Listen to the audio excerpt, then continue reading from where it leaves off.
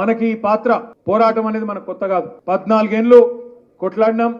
ఆనాడు పెద్ద పెద్ద నాయకులు, చాలా పెద్ద పెద్ద నాయకులు, కేసీఆర్ గారి భాషలో గజకర్ణ గోకర్ణ టక్కుటమార విద్యలన్నీ తెలిసిన మహా ఉద్దండ పిండాలతోనే కొట్లాడినాం.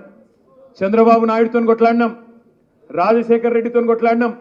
పెద్ద పెద్ద నాయకులతోనే కొట్లాడి తలపడి వాళ్ళ తల వంచి చివరికి తెలంగాణ తీసుకొచ్చినాం. మరి అంత పెద్ద పెద్దలతో కొట్లాడినాం. ఈ చిట్టినాయుడు మనకైతే ఒక లెక్క కాదని నేనైతే అనుకుంటా ఉన్నాను. ఈయన నిజంగా చెప్పాలంటే అంత పెద్ద పెద్దోళ్ళు ముంగట చూస్తే వీటిని కొట్లాడదామంటే కూడా మనసు ఒప్పుతలేదు. ఎందుకంటే తెల్లారు లేస్తే ఆయన మాట్లాడే గుంపు మేస్త్రి అంటే మంచోళ్ళయ్యా, గుంపు మేస్త్రి అంటే కట్టేటోడు, వీడు కులగొట్టేటోడు. గుంపు మేస్త్రి అంటే కడతాడు, వీడు కట్టేటోడు కాదు, ఇల్లు కులగొట్టేటోడు వీడు. అందుకే నేను అనేది, తిడదామంటే మాట్లాడదామంటే విమర్శ చేద్దామంటే కూడా అవతల మనిషికి ఏమన్నా తెలియాలి. ఈయనకి ఏం ఎరకలేదు.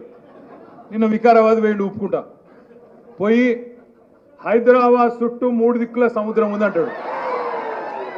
ఏ రాయితో నెత్తి వల్ల కొట్టుకోవాలా ఈయన మన ముఖ్యమంత్రి అయినందుకు.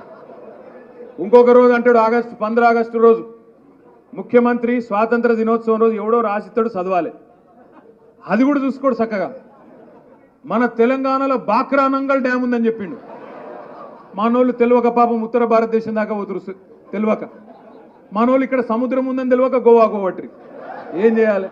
రేవంత్ రెడ్డి గారి వల్ల ఇన్ని కొత్త విషయాలు మనకు తెలుస్తున్నాయి. విప్రో CEO ఎవరు? రేవంత్ రెడ్డి గారి ప్రకారం సత్య నాదెల్లా. ఆయనకి ఏం తెలియదు పాపం. పోనీ ఆయనకు తెలియదు, పోనీ తెలియదన్న విషయం తెలుసా అంటే అది కూడా తెలియదు. ఎవడన్నా చెప్పవో తినడు, నాకు అన్ని తెలుసు అంటాడు. గట్లున్నది కథ. ఏం చేద్దాం? పిచ్చోని చేతిలో రాయి, ఇలా గట్లున్నది కథ. అందుకే మనం రేవంత్ రెడ్డి గారి మాటలను కానీ ఆయన చేతలను కానీ మనం బాధపడ్డప్పటికీ, ఆయన బాధ పెడుతున్నప్పటికీ అవన్నీ దిగమింగుతూ మనం తప్పకుండా ప్రజలను జాగరూకులను చేయాల్సిన బాధ్యత, ప్రజలను చైతన్యవంతులను చేయాల్సిన బాధ్యత మన మీదనే ఉన్నది.